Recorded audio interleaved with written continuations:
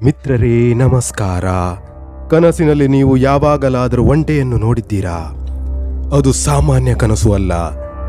ನಿಮ್ಮ ಜೀವನದ ಸಹನೆ, ಕಷ್ಟ ಮತ್ತು ಭವಿಷ್ಯದ ಸಂಕೇತವನ್ನು ಅದು ಹೇಳುತ್ತದೆ. ಕನಸುಗಳು ನಮ್ಮ ಮನಸ್ಸಿನ ಒಳಗಿನ ಸಂದೇಶಗಳು.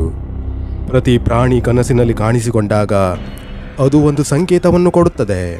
ಒಂಟೆ ಎಂದರೆ ಸಹನೆ, ಹೊರೆ, ಪ್ರಯಾಣ, ಸಂಕಷ್ಟದ ನಡುವೆ ಬದುಕು.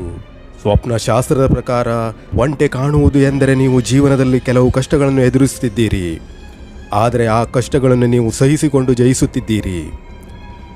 ದೀರ್ಘ ಪ್ರಯಾಣ ಅಥವಾ ಜೀವನದ ಬದಲಾವಣೆ ನಡೆಯಬಹುದು. ಇದು ಒಂದು ಸಹನೆಯ ಪರೀಕ್ಷೆ ಎಂದು ಹೇಳಲಾಗುತ್ತದೆ.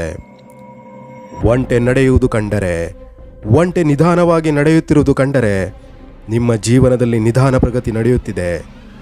ಯಶಸ್ಸು ತಕ್ಷಣ ಬರುವುದಿಲ್ಲ, ಆದರೆ ಖಚಿತವಾಗಿ ಬರುತ್ತದೆ. ಒಂಟೆಯ ಮೇಲೆ ಕುಳಿತಿದ್ದರೆ, ನೀವು ನಿಮ್ಮ ಕಷ್ಟಗಳನ್ನು ನಿಯಂತ್ರಿಸುತ್ತಿದ್ದೀರಿ. ನೀವು ನಿಮ್ಮ ಜೀವನದ ಮೇಲೆ ಹಿಡಿತ ಹೊಂದಿದ್ದೀರಿ.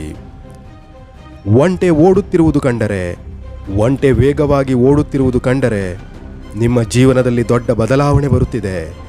ಅನಿರೀಕ್ಷಿತ ಅವಕಾಶಗಳು ಸಿಗಬಹುದು. ಒಂಟೆ ಕೋಪದಲ್ಲಿದ್ದರೆ, ಒಂಟೆ ಕೋಪದಿಂದ ಇದ್ದರೆ ನಿಮ್ಮ ಜೀವನದಲ್ಲಿ ಒತ್ತಡವಿದೆ. ನೀವು ಒತ್ತಾಯದಿಂದ ಬದುಕುತ್ತಿದ್ದೀರಿ. ಆಧ್ಯಾತ್ಮಿಕ ಅರ್ಥ. ಆಧ್ಯಾತ್ಮಿಕವಾಗಿ ಒಂಟೆ ಎಂದರೆ ಭಾರವನ್ನು ಹೊತ್ತು ಸಾಗುವ ಆತ್ಮ. ನಿಮ್ಮ ಜೀವನದಲ್ಲಿ ಕೆಲವು ಪಾಪ ಅಥವಾ ಕರ್ತವ್ಯಗಳ ಹೊರೆಯಿದೆ ಎಂದು ಹೇಳುವುದು. ನೀವು ಸಹನೆ ಇಟ್ಟುಕೊಂಡರೆ ದೇವರು ನಿಮ್ಮನ್ನು ಪರೀಕ್ಷಿಸುತ್ತಿದ್ದಾನೆ. ಕರ್ಮ ಮತ್ತು ಒಂಟೆ ಕನಸಿನಲ್ಲಿ ಕಾಣುವುದು ಹಿಂದಿನ ಕರ್ಮಗಳ ಪರಿಣಾಮ. ನೀವು ಹೊತ್ತಿರುವ ಜವಾಬ್ದಾರಿಗಳ ಸಂಕೇತ. ವೈಜ್ಞಾನಿಕವಾಗಿ ನೋಡಿದರೆ ಕನಸುಗಳು ನಮ್ಮ ಮೆದುಳಿನ ಕಾರ್ಯ. ಒಂಟೆ ಕಂಡರೆ ಅದು ಸೂಚಿಸುವುದು ನೀವು ಒತ್ತಡದಲ್ಲಿ ಇದ್ದೀರಿ, ನೀವು ಹೆಚ್ಚು ಜವಾಬ್ದಾರಿ ಹೊತ್ತಿದ್ದೀರಿ. ನಿಮ್ಮ ಮೆದುಳು ಅದನ್ನು ಚಿತ್ರರೂಪದಲ್ಲಿ ತೋರಿಸುತ್ತದೆ. ಮನೋವೈಜ್ಞಾನಿಕ ದೃಷ್ಟಿಕೋನದಿಂದ, ಮನೋವಿಜ್ಞಾನದಲ್ಲಿ ಒಂಟೆ ಎಂದರೆ ಎಂಡ್ಯೂರೆನ್ಸ್ ಅಂದರೆ ಸಹನೆ, ಎಮೋಷನಲ್ ಬರ್ಡನ್ ಮನಸ್ಸಿನ ಭಾರ ಅಂದರೆ ನೀವು ಸಹಿಸಿಕೊಂಡು ಬದುಕುತ್ತಿದ್ದೀರಿ. ಒಂಟೆ ಮರಿ ಕಂಡರೆ ಹೊಸ ಆರಂಭ, ಹೊಸ ಜವಾಬ್ದಾರಿ, ಸಣ್ಣ ಕಷ್ಟಗಳು ಮುಂದೆ ದೊಡ್ಡ ಯಶಸ್ಸಿಗೆ ದಾರಿ ಮಾಡಿಕೊಡುತ್ತದೆ. ಒಂಟೆ ಸಾಯುವುದು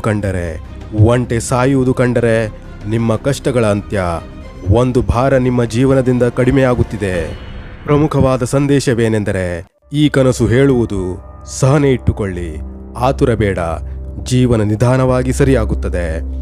ಕೊನೆಯದಾಗಿ ಹೇಳುವುದೇನೆಂದರೆ, ಮಿತ್ರರೇ, ಒಂಟೆ ಕನಸು ಒಂದು ಎಚ್ಚರಿಕೆಯಲ್ಲ, ಅದು ಒಂದು ಸಂದೇಶ. ನೀವು ಬಲವಾಗಿದ್ದೀರಿ, ನೀವು ಈ ಪ್ರಯಾಣವನ್ನು ಮುಗಿಸುತ್ತಿದ್ದೀರಿ. ಮಿತ್ರರೇ, ಈ ಒಂದು ವಿಡಿಯೋ ನಿಮಗೆ ಇಷ್ಟವಾಗಿದೆ ಎಂದು ಭಾವಿಸುತ್ತೇನೆ.